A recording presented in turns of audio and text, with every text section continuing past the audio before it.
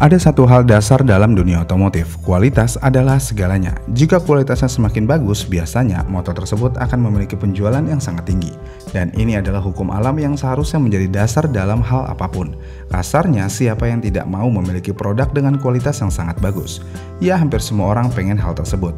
Menariknya, hal dasar dan hukum alam tersebut sepertinya tidak berlaku untuk Suzuki Indonesia, yang mana kita harus mengakui kualitas Suzuki itu memang di atas produsen Jepang lainnya seperti Honda dan Yamaha.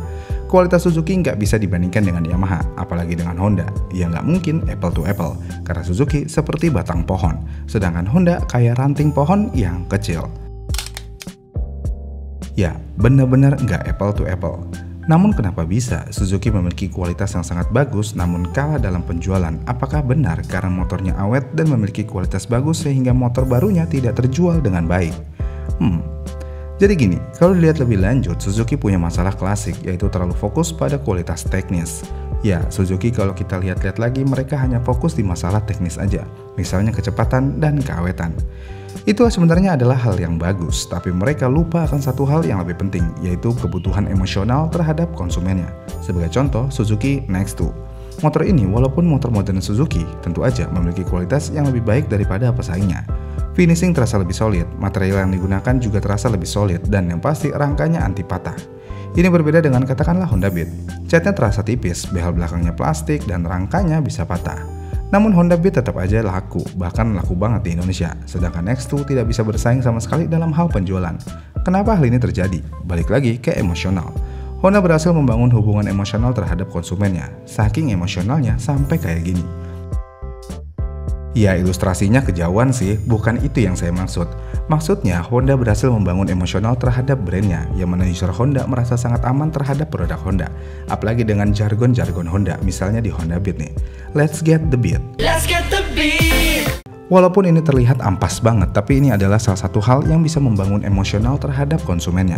Sedangkan Suzuki, sudah nggak ada lagi jargon-jargon kayak gitu. Kasarnya, Suzuki sudah melepaskan emosional terhadap produknya.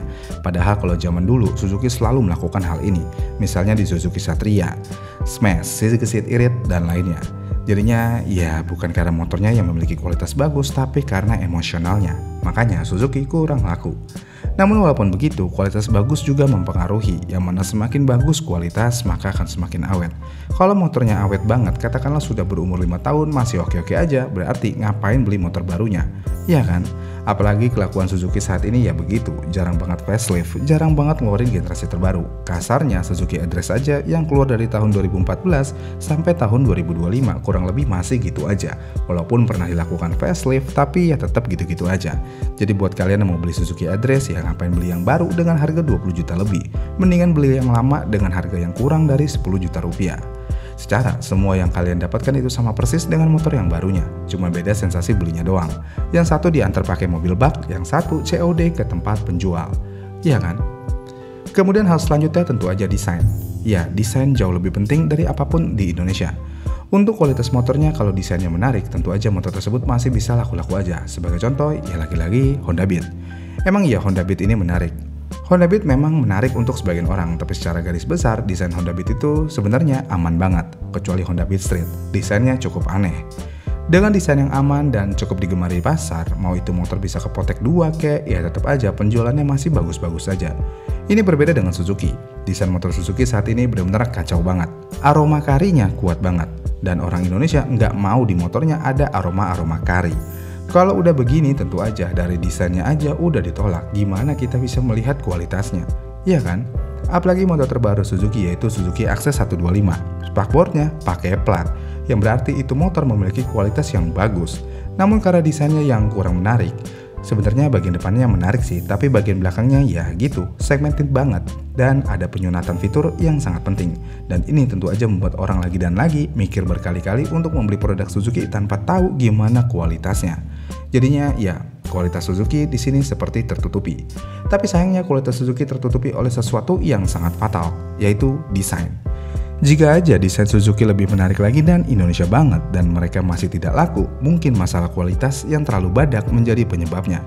Tapi satu hal yang pasti di sini, karena kualitas part yang terlalu badak, Suzuki jadi tidak bisa mengambil keuntungan dari spare part. Ya, spare part adalah keuntungan lainnya dari sebuah produsen. Dan dari artikel yang saya baca, keuntungan spare part ternyata lebih besar daripada keuntungan menjual motor. Makanya nggak heran kalau produsen Honda ataupun Yamaha yang lancar banget menjual spare part, mereka akan terus berdiri kokoh di pasar Indonesia. Sedangkan Suzuki, karena part motornya awet yang pada akhirnya part motornya tidak laku, tentu aja ini menjadi combo sempurna untuk membangkrutkan diri sendiri. Udah motornya kurang laku, spare partnya juga nggak laku. Dari mana pemasukannya? Iya kan? Makanya service center Suzuki itu sepi sampai tutup. Bukan karena kualitasnya, tapi emang nggak ada yang mau ke sana. Lagian ngapain juga ke sana kalau motornya nggak rusak? Kalau perihal ganti oli doang itu adalah hal yang sangat mudah. Tinggal tap baut, keluarin oli, tap balik, masukin oli. Beres. Nggak yang harus ke dealer. Jadinya ya terkadang walaupun desain menjadi faktor utama, kualitas Suzuki yang terlalu bagus bisa dibilang menjadi keblunderan buat mereka juga. Mungkin ini adalah hal yang aneh, tapi ini adalah fakta yang ada. Ya kasarnya, yang niatnya ingin menjadi nilai plus malah jadi nilai minus. Seharusnya Suzuki itu contoh Honda, yang mana Honda bisa merubah nilai minus jadi nilai plus. Contohnya rangka berkarat.